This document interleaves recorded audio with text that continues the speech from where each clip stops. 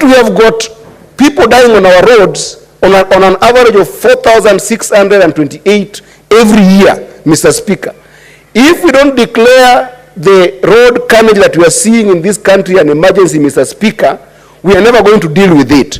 Because if it is not declared, even the ministry concerned, Mr. Speaker, cannot be able to deal sometimes with issues of road signages in this country that makes it impossible for even road users to know where there's a simple bump at night. What is the point or know where there's a simple... Senator Eddie, just take your seat. Yes, Senator Kenyan, proceed with the point of order. Mr. Speaker, I'm wondering, because it's just a statement, I'm wondering whether Eddie is debating the statement. I thought just to make his comment.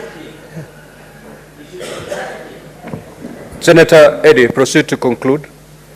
And don't start a debate on these statements. Mr. Speaker, you know, Senator Kenyan is my senior. Just proceed. And Senator Eddie. What I'm trying to say, Mr. Speaker, is that these statements, we're just sending them to these respective ministries, departmental ministries, so that there can be what we call a proper action taken on these statements. And one of the proper action that we need to take by those ministries that I'm saying, Mr. Speaker, is being able that when the minister will be talking to this, he should tell us why we cannot be able to declare this issue a serious national emergency and be able to deal with the patent issues on our roads that do go and concern the issue of signages on our roads, to be able to reduce these accidents on our roads, Mr. Speaker. And therefore, I support these two statements wholeheartedly because they are costing so much lives, and mostly, the most affected people tend to be young people, Mr. Speaker, who should be able to see their dreams come true in this country. I thank you, Mr. Speaker.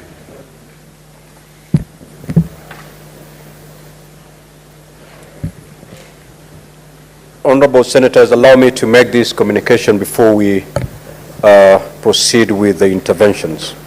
In the public gallery, we have 148 students, from 4 students and 5 teachers from Kiurani Boys High School in Tharaka Nithi County, who are undertaking a one-day education visit in the Senate.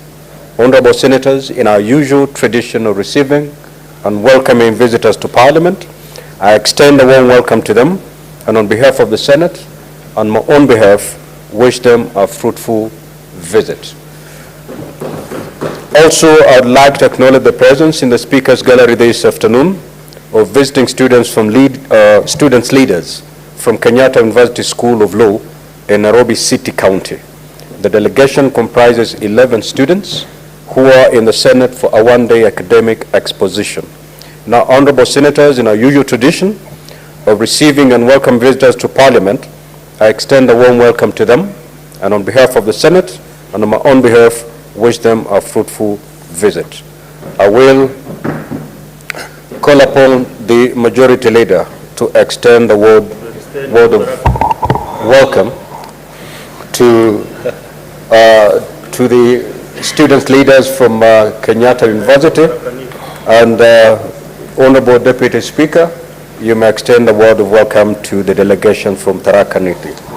This has to be done under 1 minute for both of you. Proceed, Majority. I was hoping, Mr. Speaker, that the Deputy Speaker doesn't interrupt, so that if I do for both schools, you'll allow me then to make my comments on the statements. But I abide by your guidance. Thank you, Mr. Speaker. Mr. Speaker, I take this opportunity on behalf of the Senate to welcome the students from Kenyatta University Law Campus, who are here on an educational tour. This is the Senate, Parliament of the Republic of Kenya. All we do here is talk, talk, and talk, because that's what parliaments do. People share ideas, they critique government, they support, they exchange ideas. That's what you come to do in this house. And as students of law, I am sure you will get an opportunity to see how lawmaking works. It's unfortunate that you have come on a day or an hour when we are yet to get to the real business of lawmaking through second reading and third reading, so that you get to appreciate and see the kind of rigorous debate that goes on during the consideration of amendments and such like things. But nonetheless, Mr. Speaker, I welcome them to the institution of the Senate. I know they have been given a good study tour with our very competent staff, Mr. Speaker, and I know they will learn more even as they engage with us. Mr. Speaker, I'll be remiss if having gotten an opportunity that I failed to appreciate the Form 4 boys from Tharaka Nithi. The name of the school escapes my mind, but I want to wish them well as well in their studies. I was a Form 4 student exactly 20 years ago in 2004, and here we are today. So I want to tell them that your journey to greatness is on the right path. I wish them well. Mr. Speaker, I forgot something very important, that we have students from Kenyatta University here, and the institution is mourning because of the very unfortunate incidents that happened with the accident involving students from that institution. It's really unfortunate, Mr. Speaker, what has happened to many institutions. Commiserations to Kenyatta University as a fraternity, pole to the families of the bereaved, and we wish comfort and God's grace. And so that those students' lives are not lost in vain, Mr. Speaker, I want to challenge our transport, Roads and Transport Committee. This is something I was to say this morning when the minister was there, but I did not get an opportunity. I do not believe, Mr. Speaker, that there is only a design fault on the roads. That's why many school buses are rolling at the same. There's a commercial interest to this, Mr. Speaker. And I agree with those that are telling us that many of these school buses and the public passenger service vehicles that we are seeing as buses are actually lorries that have just been converted into buses for carrying people. They don't have the mechanical makeup of a vehicle for transporting human beings. And we want to challenge the Minister for Roads and Transport to come clean on these particular issues. If there's been anybody at KEBS or Ministry of Transport that has remodified the specifications of what passes the test of a vehicle that is supposed to carry human life, Mr. Speaker, then they should be brought to book. Or if there is lack of sufficiency of laws, then this is a house for making those decisions, Mr. Speaker, so that we don't continue to lose our students. Thank you, Mr. Speaker. Yes, Deputy Speaker, you may proceed. Thank you, Honorable Speaker. I want first of all to join my colleague Majority Leader in conveying my condolences to the students from Kenyatta University who lost their lives through a tragic road accident, Honorable Speaker. I want to tell the Kenyatta University family that the Senate and all of us are with them this time, and we are praying with them, with their families, as they list the affected students. Honorable Speaker, the other issue that I want to put across is that these students from Kiorani Secondary School in Tharaka Nithi, Meru and Tharaka Nithi, we are two counties, same people. So that is why I felt when I'm this house, I should be able to, I welcome them to the Senate on behalf of the Tharaka Nithi Senator, Senator Mwenda Gataya, who is not here on other official duties of the Senate.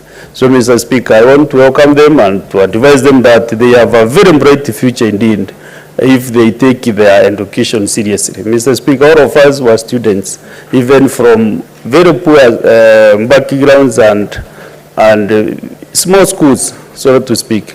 So they have the future, their future is in their own hands. So, Mr. Speaker, I want to really advise these young boys to really take their academic work seriously. I know they are very good teachers. The parents are very supportive, so that tomorrow they will be the Kaduris, the Chalgays, the Halons. I can see Rendama is looking at me, the future Rendamas of this country, Mr. Speaker. So, Mr. Speaker, I want to welcome them and to tell them that they are welcome back to the Senate again and again. Other students from the same school and other schools are most welcome to the Senate. Thank you, Honorable Speaker. Senator Kenyan.